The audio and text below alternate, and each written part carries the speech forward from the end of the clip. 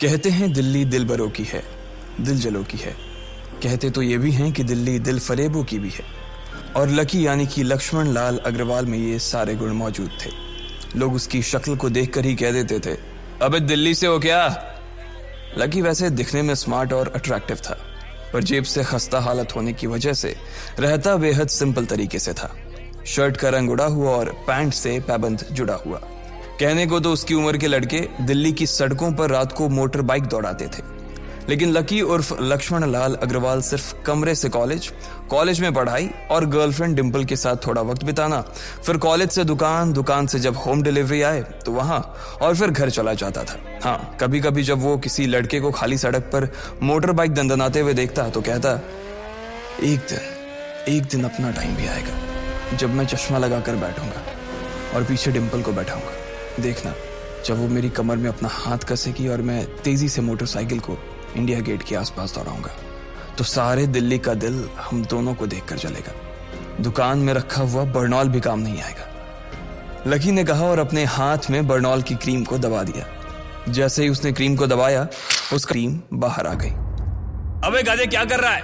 वो कोई स्पंज की गेंद है क्या जो उसे दबा रहा है? दुकान के मालिक ने उससे फटकारते हुए कहा और उसके सर पर एक चपत लगा दी। Sorry sir. लकी ने अपना सिर बचाते हुए कहा। वो खरौल बाग में स्थित एक छोटी सी मेडिकल स्टोर पर काम करता था। उसकी दुकान का नाम था चमन मेडिकल स्टोर और उसके ओनर का नाम था चमन लाल। लकी पिछले 5 साल से इन्हीं की दुकान पर काम कर रहा था। यहाँ इस छोटी सी शॉप पर काम करना उसकी मजबूरी थी। लाइफ में कंगाली की वजह से उसे कॉलेज में पढ़ाई पूरी करने के लिए पार्ट टाइम जॉब करना था। उसने कई अच्छी जगह अच्छी तनख्वाह की नौकरी ढूंढी पर नहीं मिली और वो इस मेडिकल स्टोर पर ही अटक गया। गधे, अब इसके पैसे क्या तेरा बाप भरेगा? कटेगा। इसका पैसा भी तेरी तनख्वाह से कटेगा और एमआरपी से डबल रेट में कटेगा। चमन ने अपने दांतों को किचमिचाते हुए कहा। गुस्से की वजह से उसकी नाक फूल गई थी और लकी की सांसें। उसने घबराते हुए ओनर से पूछा, एमआरपी से डबल क्यों सर जी? ताकि अगली बार से ऐसी कोई हरकत करने से पहले तू डबल बार सोचे। चमन ने कहा और उसके हाथ से ट्यूब छीन ली। उसका जी तो चाह रहा था कि वो लकी की खोपड़ी पर एक और बार अपना हाथ साफ कर ले, लेकिन उससे पहले ही दुकान का फोन बजने लगा। फोन की घंटी बजते ही लकी को वहां से निकलने का मौका मिल गया और वो भागते हुए फोन उठाने के लिए चला गया। हेलो जी, करोल बाग के बेस्ट मेडिकल चमन मेडिकल स्टोर से बोल रहा हूं, बताइए क्या काम था? ये लकी की पेटेंट लाइन थी। चाहे कहीं से भी फोन आए, लेकिन उसे फोन पर बस यही बोलना था। जैसे ही इधर लकी ने अपनी बात कही, उधर से जवाब आया, मैं ब्लूमिंग नाइट होटल के कमरा नंबर 303 से बात कर रहा हूँ। एक छोटा सा ऑर्डर है, नोट करो और जल्दी से होटल पर डिलीवर करवा दो। वो एक लड़के की आवाज थी। उसकी आवाज में काफी भारीपन और एक अजीब सी जल्दबाजी थी। जैसे ही लकी ने वो आवाज सुनी, पता नहीं क्यों उसे वो आवाज जानी पहचानी सी लगी। जी सर, बताइए आपका क्या ऑर्डर है? हाँ तो लिखो, हार्ट प्ले के 2 पैकेट और 1 पैकेट टिश्यू। लकी, जो कि अपना पेन लेकर खड़ा था, हार्ट प्ले का नाम सुनते ही झिझक गया। असल में हार्ट प्ले नाम का एक कंडोम आता था और इसलिए उसका नाम सुनते ही लकी शर्मा गया था। इतने साल से भी मेडिकल की स्टोर पर काम करने के बाद उसे इन चीजों का नाम सुनने में शर्म आती थी। हेलो भाई, लिखा कि नहीं लिखा? उस आदमी ने फिर से लकी से पूछा। जी सर, लिख लिया सर, लिख लिया। लकी ने खिसिया कर हंसते हुए कहा। लिख लिया तो फिर लेकर निकल, उस लड़के ने कहा। उसकी आवाज सुनकर ना जाने ऐसा क्यों लग रहा था कि वो बहुत बड़ा आदमी था। जी सर, लेकिन सर बाहर तो बारिश हो रही है, लकी ने कहा। उसने देखा कि बाहर बहुत तेज बारिश हो रही थी। उनकी दुकान के सामने पानी भर गया था और तेज हवाओं की वजह से चमन मेडिकल स्टोर का बोर्ड भी गिर गया था। लकी को लग रहा था कि वो इतनी तेज बारिश में अभी एकदम से तो नहीं निकल पाएगा, तो उसने उस लड़के को समझाते हुए कहा, सर मैं ऑर्डर तो ले आऊंगा पर थोड़ा टाइम लग जाएगा, बारिश थोड़ी थम जाए। अब इससे पहले कि वो कुछ आगे बोल पाता, फोन पर लड़का बोल पड़ा। तुम्हारे मालिक को पता है कि तुम मल्होत्रा जी के लड़के को मना कर रहे हो? हाँ पता है, बारिश हो रही है, इसलिए सारा सामान अच्छे से थैली में पैक करके लाना और लेट नहीं होना चाहिए, समझे? उस लड़के ने कहा और इससे पहले कि लकी आगे कुछ कह पाता, उसने फोन काट दिया। उधर से लकी के दुकान का ओनर उसे घूर कर देखा जा रहा था। लकी के हाथ में पेन और पेपर देखकर ही वो समझ गया था कि उसके पास कोई ऑर्डर आया था। आज वैसे भी इतनी बरसात होने की वजह से सुबह से इक्का दुक्का ग्राहक ही दुकान पर आए थे। ऐसे में उसकी दुकान का मालिक एक भी ऑर्डर को छोड़ना नहीं चाहता था। वो लकी को देख रहा था और लकी बारिश की ओर देख रहा था। बारिश का बहाना नहीं चलेगा, जाना पड़ेगा, चमन लाल ने कहा।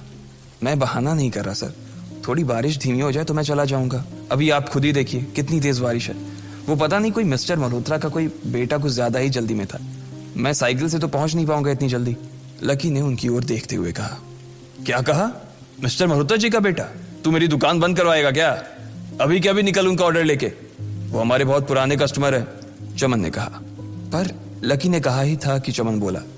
परवर कुछ नहीं, तू मेरी मोटरसाइकिल ले जा, उसने गुस्से में कहा। अरे सर जी, 200 के ऑर्डर में मुश्किल से 40 रुपए बचेंगे।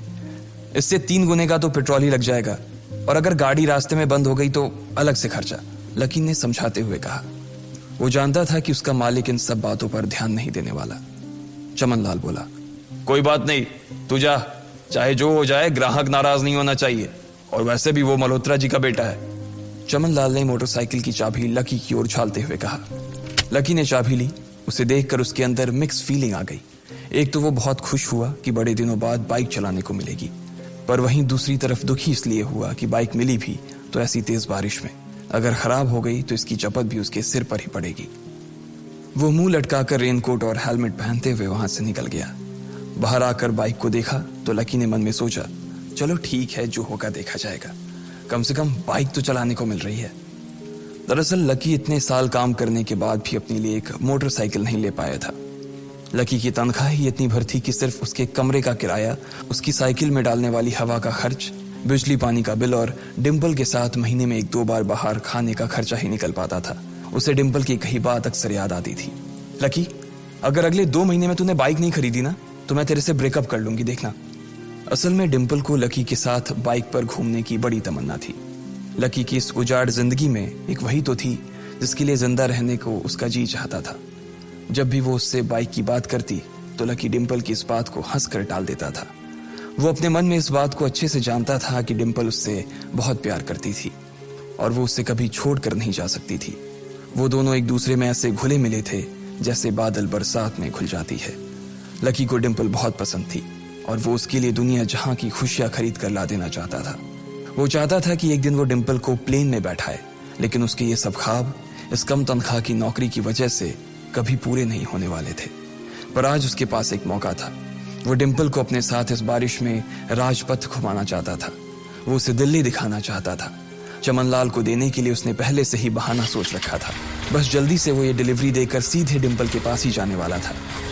उसने होटल ब्लूमिंग नाइट के बाहर मोटर बाइक पार्क की और सीधे होटल के अंदर चला गया। लकी ने रिसेप्शन पर पहुंचकर नमस्ते करते हुए रिसेप्शनिस्ट को बोला, जी मैं चमन मेडिकल स्टोर से आया हूं, रूम नंबर 303 का ऑर्डर था सर। रिसेप्शन पर खड़ा आदमी उसके हाथ में काली थैली को देखकर समझ गया था कि उसमें क्या था और वो मंद ही मंद मुस्कुराते हुए बोला, 3rd फ्लोर पर है, लिफ्ट से चले जाओ, रेनकोट यहीं उतार देना। जैसा उस आदमी ने कहा लकी ने ठीक वैसा ही किया और लिफ्ट में चढ़ने के कुछ ही देर बाद वो 3रे माले पर पहुंच गया था। वो रूम नंबर 303 के बाहर पहुंचा और उसने डोरबेल बजाई। जैसे ही दरवाजा खुला लकी ने थैली आगे बढ़ाते हुए कहा, नमस्ते, मैं चमन मेडिकल स्टोर से लकी, ये आपका। इससे पहले कि लकी आगे कुछ कह पाता उसकी आंखें फटी की फटी रह गई थी। उसने अपने सामने जो देखा उसके बाद उसे ऐसा लगा कि बंद छत के नीचे भी उसके ऊपर आसमान से आकर एक जोरदार बिजली गिर गई थी। उसके सामने एक लड़की खड़ी थी। वो लड़की और कोई नहीं बल्कि उसकी गर्लफ्रेंड डिम्पल ही थी। उसने एक पर्पल कलर का नाइट गाउन पहन रखा था। उसके काले घने बाल गीले थे और उसने उन्हें अपने कंधे पर फैला रखा था। उसकी खुशबू से ही ये चीज साफ पता चल रही थी कि वो अभी अभी नहा कर आई थी। डिम्पल, तुम यहाँ क्या कर रही हो? लकी को अपनी आंखों पर विश्वास ही नहीं हो रहा था। उसने 2 बार अपनी पलकें झपका कर देखा, लेकिन दोनों बार ही उसे अपने सामने डिम्पल ही नजर आई। तुम यहाँ क्या मेरा पीछा करते हुए आए हो लकी? डिम्पल ने उल्टा उसी के ऊपर पलटवार करते हुए कहा। लकी को देखकर उसके दिल की धड़कन भी तेज हो गई थी। उसे उम्मीद नहीं थी कि लकी यहाँ आ जाएगा। उसने ना तो सुबह से उसे फोन किया था और ना ही उसके मैसेज का कोई जवाब दिया था। वो अपने मन में सोचकर बैठी थी कि वो अगले दिन खुद ही उससे मिलकर बोल देगी कि उसकी तबीयत खराब थी। डिम्पल बेबी, क्या हो गया? किससे बात कर रही हो? अचानक से एक गबरू जवान सा लड़का दरवाजे के पास आकर खड़ा हो गया था। उसने बनियान पहन रखी थी। लकी उसे पहचान गया था। साले राहुल के बच्चे, तेरी हिम्मत कैसे हुई मेरी डिम्पल को हाथ लगाने की? लकी ने जैसे ही राहुल को देखा उसके तन बदन में मानो आग सी लग गई थी। वो उसे इस वक्त इतना बुरा मारना चाहता था, इतना बुरा पीटना चाहता था जिसकी कोई हद सीमा नहीं थी। लकी जिस कॉलेज में पढ़ता था, राहुल और डिंपल भी उसी में पढ़ते थे और वो कॉलेज राहुल के फादर का ही था। डिंपल ने राहुल के पिता की एक कंपनी में जॉब पकड़ ली थी और राहुल उस पर बहुत लाइन मारता था। लकी ने 1-2 बार डिंपल को उससे दूर रहने के लिए भी कहा, लेकिन डिंपल ने उसे यह कहकर टाल दिया था कि वो सिर्फ अच्छे दोस्त थे। आज भी इससे पहले कि वो आगे बढ़ता, डिंपल उन दोनों के बीच आ गई। रुक जाओ, डिंपल ने गुस्से में कहा और लकी के सीने पर हाथ रखकर उसे रोक दिया। लकी लंबी सांसें ले रहा था और कुछ ही सांसों के बाद उसका गुस्सा शांत हो गया। अब डिंपल के पास भी छुपाने के लिए कुछ नहीं था, इसलिए उसने लकी से कहा, लकी, आज से तुम्हारा और मेरा ब्रेकअप। ब्रेकअप? लकी के पैरों के नीचे से जमीन खिसक गई थी। उसकी आंखें नम हो गई। लकी को उसकी बातों पर विश्वास नहीं हो रहा था। उसने डिंपल की ओर देखा और बोला, डिंपल, हम पिछले 1 साल से एक दूसरे के साथ हैं और तुम हो कि मुझसे ब्रेकअप करना चाहती हो? अरे मैं तो तुम्हारे लिए नई बाइक लेने वाला था। चल रहने दे, आज ही याद आई है तुझे बाइक की। अरे तेरे पास मुझे बाहर घुमाने के लिए, खिलाने पिलाने के लिए पैसे तो है नहीं, तू कहां से लेगा बाइक? और अगर ले भी लेगा तो उसमें पेट्रोल कहां से डलवाएगा? तेरी 8,000 रुपए महीने की नौकरी, उसमें होगा ये सब? लोग हंसते हैं मेरे ऊपर जब मैं सरोजनी में तेरे साथ घूमती हूँ। मैं ऐसी लाइफ नहीं जीना चाहती लकी। मैं तेरी तरह गरीब नहीं रहना चाहती। तूने मुझे फंसाया था, उल्लू बनाया था तूने मुझे, इसलिए मैंने राहुल से मैचअप कर लिया है। आज से यही मेरा बॉयफ्रेंड है, डिंपल ने गुस्से में कहा। अच्छा, तो बेबी ये है तुम्हारा वो बेकार सा एक्स बॉयफ्रेंड? राहुल ने पूछा और डिंपल के बगल में आकर खड़ा हो गया। फिर उसने लकी के हाथ से थैली उठाई और उसमें से हार्ड प्ले का पैकेट निकालकर उसे चिढ़ाने के लिए उसे हवा में लहराने लगा। बाप रे, इससे बदकिस्मत इंसान इस दुनिया में और कौन होगा? राहुल ने उसकी टांग खींचते हुए कहा। लकी के पास उसकी बात का कोई जवाब नहीं था। उसने गुस्से से डिंपल की ओर देखा और अपनी हाथों की मुट्ठी भींच ली। फिर वो वहां से निकल गया। अबे पैसे तो ले जा, सब कुछ फ्री में देता जाएगा क्या? राहुल ने जोर से ठहाके लगाते हुए कहा, लेकिन लकी बिना उसकी बात सुनते ही निकल गया। उसके दिमाग में डिंपल के कहे शब्द गूंज रहे थे।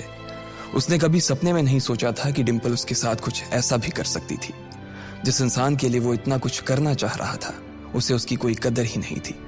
लकी इतना हताश हो गया था कि बुरी तरह से रोने लगा। इस बार वो लिफ्ट से नहीं बल्कि सीढ़ियों से नीचे उतरा और एक ही एक सीढ़ी उतरने के साथ उसके आंसू आंखों से छलकते जा रहे थे। जब उसकी आवाज सुनकर कुछ लोग अपने कमरे से बाहर आए तो लकी ने तुरंत अपने आंसू पोंछे और तेजी से वहां से भाग गया। उसे जिंदगी में पहली बार प्यार हुआ था और पैसों की कमी की वजह से ना सिर्फ उसका प्यार बल्कि उसकी पूरी जिंदगी बर्बाद हो गई थी। लकी जैसे ही बाहर आया तो उसने देखा कि बाहर अंधेरा हो गया था। आसमान में तेज बिजली कड़की और बारिश जो थमी थी एकाएक फिर से झमाझम बरसने लगी। ये देख लकी के थमे हुए आंसू एक बार फिर से छलक गए। उसका दिल बुरी तरह से टूट चुका था, लेकिन उसे इस बात की खुशी भी हो रही थी। आखिर आज उसे डिंपल का असली चेहरा नजर आ गया था। वो तो उसके साथ घर बसाने की सोच रहा था, लेकिन अच्छा हुआ कि उसने पहले ही उसका घर बर्बाद होने से बचा लिया। लकी को दुख तो बहुत हो रहा था, पर उसे यह भी लग रहा था कि उसे आगे चलकर यही दुख उसे खुशी देने वाला था। लेकिन एक चीज थी जो लकी को परेशान कर रही थी, वो थी उसकी माली हालत। उसकी जेब इतनी तंग थी कि उसे फटी हुई जेब की पैंट पहनकर घूमना पड़ता था। कभी कभी तो लकी सिर्फ रोटी खाकर दिन काट लेता था। वो कब से कोशिश कर रहा था कि कोई अच्छा काम पकड़ सके, लेकिन उसे कोई काम देने को राजी नहीं था।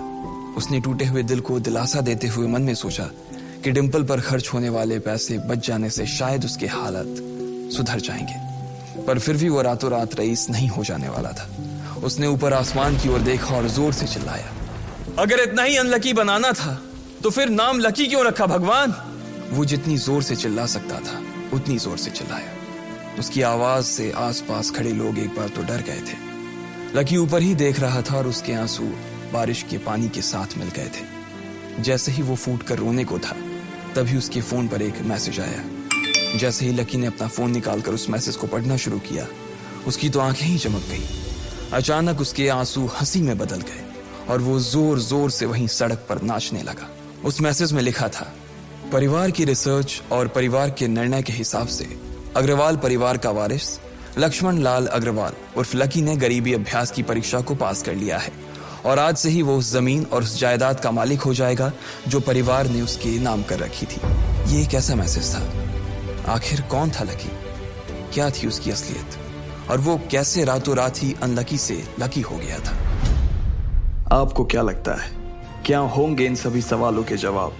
कमेंट बॉक्स में कमेंट करके जरूर बताएं। और सभी सवालों के जवाब को जानने के लिए सुनते रहिए इंस्टा मिलीनियर सिर्फ पॉकेट FM पर।